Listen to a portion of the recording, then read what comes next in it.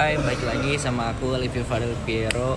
Jadi akhir-akhir ini aku sibuk banget, gak bisa bikin video seperti biasanya. Mungkin kali ini aku bakal ditemani teman aku, yaitu Mas Dani.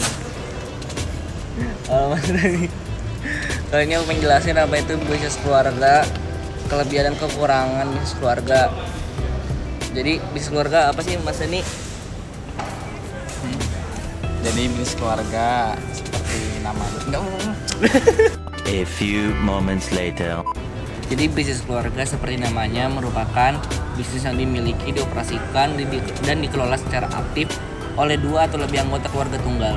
Di sini anggota mungkin terkait dengan darah, pernikahan atau adopsi. Saat ini bisnis memiliki keluarga diakui sebagai peserta penting dan dinamis dalam ekonomi dunia. Menurut Biro Amerika Serikat, sekitar 90% bisnis Amerika dimiliki atau dikendalikan oleh keluarga. Di Indonesia sendiri, PwC dalam laporan mengenai survei bisnis keluarga juga mendapati fakta penting yang turut melatar belakangi surveinya, yaitu bahwa lebih dari 95% bisnis di Indonesia adalah dimiliki keluarga. Hasil survei lainnya yang didapati adalah bahwa 90% responden setuju bahwa perusahaan perlu beradaptasi dengan dunia digital.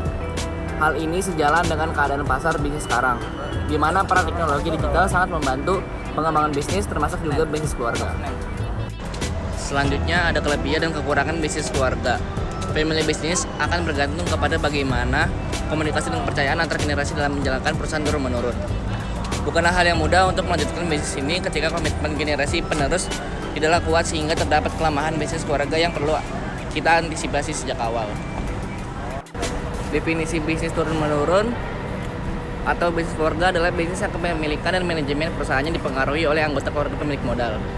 Bisnis ini berkembang mulai dari skala kecil sehingga skala besar.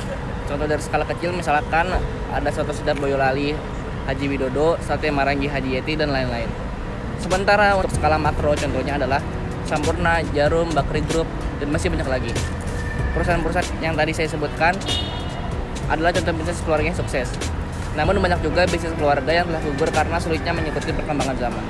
Kelebihan dan kekurangan bisnis keluarga, kita perlu memahami potensi kelebihan dan kekurangan bisnis keluarga ketika menjalankan usaha ini. Berikut potensi, kelemahan, dan keuntungan bisnis turun-temurun ini.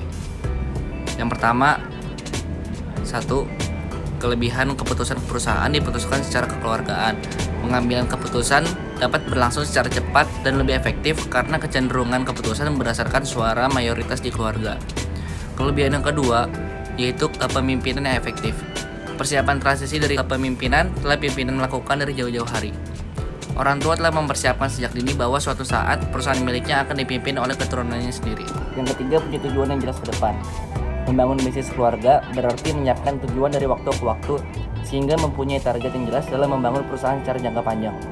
Nah, di setiap ada kelebihan pasti ada kekurangannya. Apa sih kekurangan family business itu? Yang pertama, kecemburuan sosial antar anggota keluarga.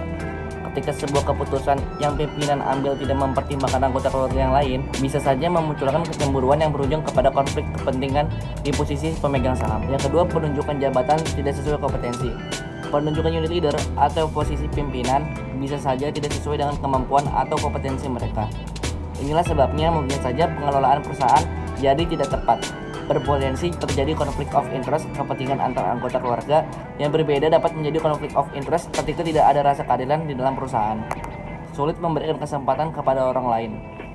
Pemimpin perusahaan akan sulit memberikan orang lain kesempatan selain kepada sesama keluarga pemilik modal sehingga berpotensi memunculkan distrust issue. Itulah penjelasan singkat dari saya terhadap family business. Semoga rekan-rekan bisa membangun bisnis yang sukses seperti contoh-contoh yang saya sebutkan tadi.